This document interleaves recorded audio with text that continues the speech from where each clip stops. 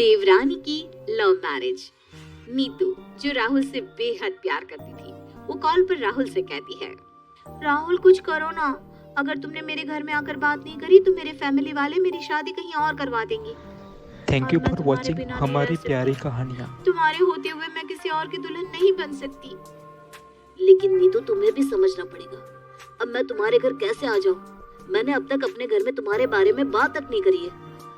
अरे अगर अचानक तुम्हारे बारे में मैंने बात करी तो घर में सब उल्टा हो जाएगा। देखो, मैंने हमारे लिए बहुत कुछ सोच कर रखा है। इसका मतलब ये है कि हमारा इतने सालों से जो कुछ था वो खत्म हो जाएगा। मुझे पता था तुम ऐसा ही करोगे। तुम लड़के होते ही ऐसे हो, पहले तो लड़कियों का दिल जीत लेते हो, उसके बाद जब लड़कियां तुमसे प्यार करने लगती है तो तुम फैमिली का बहाना देकर उन्हें छोड़ देते हो। अरे नहीं नीतू, ऐसा कुछ नहीं है। क्या कुछ भी बोले जा रही हो? एक पल में तुमने मुझे जज भी कर दिया। अरे इतने सालों से हम साथ हैं, उसके बावजूद तुम मुझे ऐसा कह रही हो? बस राहुल, बहुत हुआ बहाने। राहुल कुछ बोलता उससे पहले ही नीतू रोते हुए गुस्से में फोन रख देती है। राहुल भी फोन रखकर अपने सर पर हाथ रखकर बैठ जाता है और परेशान होने लगता है। पर तभी पीछे से उसकी भाभी आती है और उसके कंधे पर हाथ रखती है। देवर जी, क्या हुआ? आप इतने परेशान क्यों हैं? नहीं भाभी, कुछ नहीं, मैं ठीक हूँ। बस ऐसे ही हल्का सा सर में दर्द हो रहा था। सर में दर्द हो रहा था या फिर टेंशन हो रही थी? बताओ क्या बात है। तुम भले ही घर में किसी से बातें शेयर ना कर पाओ, लेकिन मुझे तो बता सकते हो। क्या पता मैं तुम्हारी मदद कर दूं। अपनी भाभी का सपोर्ट और उनकी बातें सुनकर राहुल अपनी भाभी को गले लगा लेता है और फूट फूट कर रोने लगता है और रोते हुए सारी बात बता देता है। भाभी, मैं नीतू से बेहद प्यार करता हूँ, लेकिन क्या करूँ, मैं मजबूर हूँ। मैं चाहकर भी नीतू को अपने घर में किसी से नहीं मिलवा पा रहा हूँ। और एक नीतू है कि समझने को तैयार ही नहीं है। उसे ऐसा लगता है कि मैं उससे शादी नहीं करना चाहता। मैंने उसे धोखा दिया है। अच्छा, तो ये बात है देवर जी। अब चिंता मत कीजिए, अब आपकी शादी तो नीतू से ही होगी और इसकी गारंटी मैं लेती हूँ। अगर आपकी शादी होगी तो सिर्फ नीतू से। इतना बोलकर रवीना वहां से चली जाती है और दोपहर को जब घर पर कोई नहीं रहता तब वो अपनी सास नीलम के पास आकर बैठती है और उनसे कहती है, माँ जी, मुझे आपसे कुछ बात करनी है। हाँ बहू, बता, क्या बात है? माँ जी, मैं कह रही थी कि देवर जी अब बड़े हो गए हैं, मतलब वो इतने सेल्फ इंडिपेंडेंट हो गए कि वो अपना घर संभाल सकते हैं। और इस घर में मैं भी ना अकेले काम करते करते थक जाती हूँ। तो क्यों ना क्यों ना हम देवर जी के हाथ पीले कर दे। मेरा मतलब है उनकी शादी हो जाएगी तो इस घर में आपको एक बहू और मिल जाएगी और मुझे भी एक देवरानी मिल जाएगी और देवर जी को एक पार्टनर, क्योंकि ये उम्र ऐसी होती है कि हमें इस उम्र में एक पार्टनर की जरूरत होती ही होती है। कहीं ऐसा ना हो कि देवर जी किसी गलत रास्ते पर चल बैठे। मैंने उन्हें अक्सर देखा है, वो परेशान रहते हैं। मैंने तो उनसे कई बार पूछने की कोशिश करी, लेकिन उन्होंने मुझे कुछ बताया ही नहीं। रवीना की बात सुनकर नीलम उसकी बात से सहमत होती है और वो उसकी शादी करने के लिए हाँ कर देती है। लेकिन अब सवाल ये उठता है कि वो लड़की ढूंढे तो ढूंढे कहाँ से? और बस यही सवाल नीलम अपनी बहू रवीना से करती है। बहू, बात तो तूने बिल्कुल सही कही है, लेकिन सारी बात है लड़की के ऊपर। अगर लड़की अच्छी हो तो मैं उसकी शादी कल के कल कर दूं, लेकिन आजकल के टाइम पर लड़कियों को ढूंढने में भी तो टाइम लगता है। माँ जी, आप उसकी चिंता क्यों कर रही हो? वो क्या है ना, देवर जी एक लड़की को पसंद करते हैं। वो आपसे ये बात बताने में डर रहे थे। उन्हें ऐसा लग रहा था कि कहीं आप उन्हें गलत ना समझ ले। अच्छा, मेरा बेटा इतना बड़ा हो गया है कि वो अब मुझसे बातें छुपाने लग गया? मुझे तो लगता था कि मेरा बेटा अब भी छोटा बच्चा है और वो सारी चीजें आकर मुझसे शेयर करता है। देखिए माँ जी, अब समय बदल चुका है। देवर जी बड़े हो गए और उन्हें आपके गुस्से से डर लगता है। उन्हें डर लगता है कि कहीं आप इस रिश्ते के लिए मना ना कर दें। नहीं बहू, ऐसा नहीं है। तो राहुल को बोल देना कि तुम्हारी माँ तुम्हें बहुत समझती है। एक बार सामने से आकर बात तो करते। खैर कोई बात नहीं, उसको बोल देना नीतू को घर ले आए, मैं उसकी पसंद से मिल लूंगी। नीलम की बात सुनकर रवीना राहुल को फोन करती है और उसे सारी बात बताती है। ये सुनकर राहुल बेहद खुश होता है और शाम को ही राहुल नीतू को अपने साथ अपने घर ले आता है। नीतू को देखकर नीलम उसे पसंद कर लेती है। अरे वाह, मेरी छोटी बहू तो बहुत ही खूबसूरत है। राहुल, कहाँ छुपा कर रखा था तूने नीतू को? वो माँ, राहुल शर्मा जाता है और कुछ नहीं बोलता। इस तरह नीलम नीतू को पसंद कर लेती है और अगले ही दिन राहुल का रिश्ता लेकर नीतू के घर चली जाती है। देखिए बहन जी, हमें इसकी शादी आपके बेटे से करवाने में कोई ऐतराज नहीं है। अब घर और वर अच्छा मिल रहा है तो हमें इसमें क्या ही दिक्कत हो सकती है। हमें ये रिश्ता मंजूर है।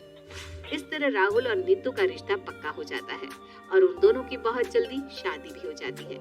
शादी के बाद नीतू अपने ससुराल को संभाल तो लेती है, लेकिन उसकी कुछ हरकत बहुत ही खराब थी।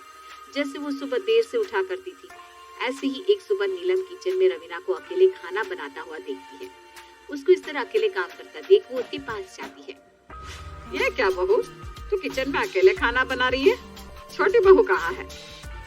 वो नीतू तो अभी सो रही है, उठी नहीं है। मेरे ख्याल से वो कुछ ज्यादा ही थक गई है। शादी वाली थकान उसकी अब तक गई नहीं है। रवीना की बात सुनने के बाद नीलम कुछ नहीं कहती और चुपचाप वहाँ से चली जाती है। समय गुजरता है और गुजरते समय के साथ नीलम अपनी बड़ी बहू को अकेले ही खाना बनाते और काम करता देखती। ये देखकर नीलम को बेहद गुस्सा आता है और एक दिन वो ना चाहते हुए भी नीतू को बोल देती है, नीतू बहू, तेरा ये ड्रामा कब तक चलता रहेगा? आखिर कब तक तू इस तरह देर से उठती रहेगी? माँ जी, ये क्या बोल रही हैं आप? मुझे देर से उठने की आदत है, ये बात तो सबको पता है। शादी से पहले ही मैंने राहुल को ये बात बता दी थी कि मैं तो देर से ही उठती हूँ। इससे माँ जी या घर में किसी और को प्रॉब्लम तो नहीं होगी ना? तो उसने तो मुझसे कहा कि नहीं, ऐसी कोई बात नहीं है, और ये भी कहा कि मैं अपनी मर्जी की मालकिन बनूंगी यहाँ पर। फिर आप मुझे क्यों रोक रही हैं? वो इसलिए क्योंकि इस घर में अभी तेरे पति की नहीं बल्कि तेरी सास की चलती है। तेरी सास अभी जिंदा है, इसलिए तुझे वही करना होगा जो मैं कह रही हूँ। माफ करना माँ जी, लेकिन मैंने राहुल को पहले ही बता दिया था। मुझसे आप सब कुछ करवा लेना, लेकिन मुझे जल्दी उठने को मत कहना। हाँ, तो सुबह का खाना कौन बनाएगा? अगर तुझे जल्दी ना उठाए तो मेरी बड़ी बहू अकेले कितना संभालेगी? इस घर में तेरे होते हुए भी उसको थोड़ी सी भी हेल्प नहीं मिल रही, तो तेरे होने ना होने का फायदा ही क्या? देखिए मम्मी जी, मैं इस घर में नौकरानी बनने नहीं आई हूँ, इसलिए मुझे किसी चीज के लिए रोक टोक ना ही करे तो ज्यादा अच्छा है। नीतू बदतमीजी से बात करके अपने कमरे में चली जाती है, तो वहीं नीलम को ये सब देखकर बहुत बुरा लगता है। वो अपनी आंखों में आंसू लिए अपनी बड़ी बहू से कहती है, देख रही है बहू, नीतू कितनी बदतमीजी से बात कर रही है। माँ जी, शायद गलती मेरी ही थी जो मैंने नीतू के लिए आपसे बात की। ना तो मैं देवर जी का साथ देती और ना ही नीतू इस घर में आती।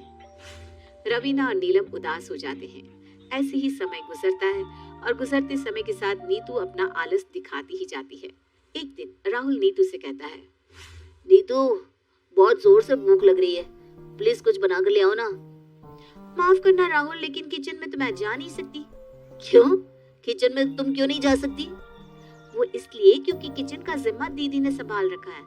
अब जब दीदी किचन छोड़ेगी तभी तो मैं वहाँ जाकर कुछ करूंगी ना। अगर आपको कुछ खाना है तो दीदी को बोल दीजिए, मुझसे तो नहीं होगा। इतना बोलकर नीतू मेकअप करने लगती है। ये देखकर राहुल को थोड़ा अजीब लगता है, लेकिन वो उस समय किसी से कुछ नहीं कहता और चुपचाप चला जाता है अपनी भाभी के पास। भाभी, ये घर में चल क्या रहा है? मैंने नीतू को खाने के लिए बोला तो उसने कहा कि मैं आपको कहूँ क्योंकि किचन का जिम्मा आपने संभाल रखा है। पता नहीं देवर जी, आखिर इस घर में चल क्या रहा है। आपकी लव मैरिज हुई है और वो लव मैरिज करवाने वाली मैं थी, लेकिन अब तो लगता है कि शायद मैंने गलती ही कर दी आपकी लव मैरिज करवाकर। लेकिन भाभी, हुआ क्या है? आप ऐसे क्यों बोल रही हैं? बुरा मत मानना राहुल, लेकिन नीतू इस घर के लिए ठीक नहीं है। वो इस घर को क्या, किसी भी घर को जोड़कर नहीं रख सकती, क्योंकि उसको ना तो किसी से बात करने की तमीज है और ना ही वो किसी से सीधे मुंह बात करती है। भाभी, ये सब कुछ मेरे सर से ऊपर जा रहा है। आप बातें गोल गोल क्यों घुमा रही है? सीधे सीधे बताइए ना, बात क्या है?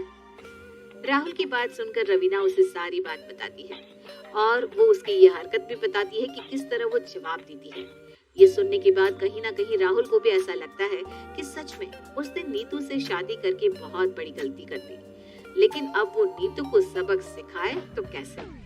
बस यही सवाल उसके जहन में था। राहुल अपनी भाभी को बिना कोई जवाब दिए वहाँ से चला जाता है। राहुल, क्या हुआ? तुम्हारा मुंह क्यों उतरा हुआ है? भाभी ने तुम्हें कुछ खाने को नहीं दिया क्या? ऐसी बात नहीं है नीतू, भाभी ने मुझे और इस घर को वो दिया है जो तुम कभी नहीं दे सकती। इतना बोलकर राहुल बाहर की तरफ चला जाता है, लेकिन राहुल की ये बात नीतू को बेचैन कर जाती है और वो पहुंच जाती है रवीना के पास। भाभी आपसे एक सवाल था, अगर आप इजाजत दे तो सवाल आपसे पूछूं? हाँ नीतू बताओ क्या हुआ? भाभी बुरा मत मानना, लेकिन इन कुछ मिनट में आपने मेरे पति को ऐसी कौन सी पट्टी पढ़ा दी जो वो आपकी तारीफ करते नहीं थक रहे। एक सासू माँ है जो सिर्फ और सिर्फ आपके ही गुणगान गाती है, लेकिन अब तो मेरा पति भी आपका ही नाम जप रहा है। आखिर आपने इस घर को दिया ही क्या है जो सब आपके पीछे इतना पागल है? नीतू बस करो, तुम्हें नहीं लगता कि तुम कुछ ज्यादा ही उल्टा बोल रही हो? भाभी मेरी तो जुबान ही ऐसी है, मैं तो ऐसा ही बोलूंगी, लेकिन आप अपने आप को संभाल कर क्यों नहीं रखती? नीतू ये बात बोल रही थी तभी वहां नीलम आती है और गुस्से में नीतू को कहती है, बस छोटी बहू बहुत हो गया, बहुत बोल लिया तूने और बहुत सुन लिया मेरी बहू ने। तू जानना चाहती है ना कि इसने इस घर को आखिर दिया क्या है? तो मेरी बात कान खोल के सुन। इसने इस घर के साथ साथ और लोगों को इज्जत दी है और उतनी ही इज्जत कमाई है, लेकिन तू इज्जत तो दूर किसी के सामने बैठने के भी लायक नहीं है। मम्मी जी बस कीजिए, बहुत बोल लिया आपने और बहुत सुन लिया मैंने। अरे लव मैरिज हुई है इसका मतलब ये नहीं है कि आप मुझे कुछ भी उल्टा सीधा बोलती रहेंगी।